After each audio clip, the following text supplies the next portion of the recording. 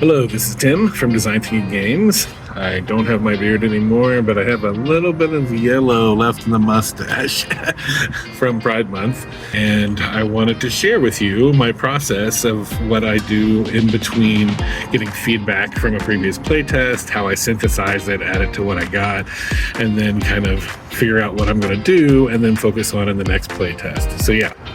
So I'm working outside here, and I think I've shared before that I use Figma, and so I essentially take this graph and I make columns for it, and I basically take all the feedback from the previous games, or take that graph from above, which is essentially, okay, let's take these ideas. From these ideas, what am I choosing to implement as the game designer? Some ideas are good, not all the ideas are good for your game. And then, as I implement them, what am I targeting in my next play test? And this is kind of a cycle that I loop over and over again until I feel like, I'm at the point to where I'm not really getting any problems with the games. There's not any, people are enjoying it, and, all the feedback that I'm getting is starting to be preferential. These are the ideas that maybe are crazy, or maybe are from 2 or 3 different play tests, but you'll start to see that they're starting to group together at some point. So I have multiple people have mentioned this idea when I have 2 stickies of kind of stacked on top of each other.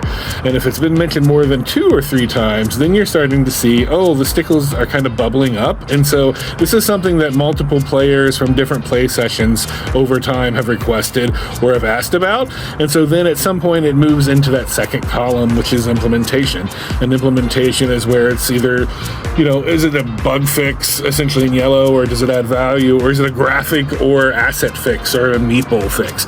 And so these are things I'm definitely going to do. And then based on those changes, this is what I'm focusing on my next playtest. And out here are these things that I know that I'm definitely wanting to do with the game, these North Star goals.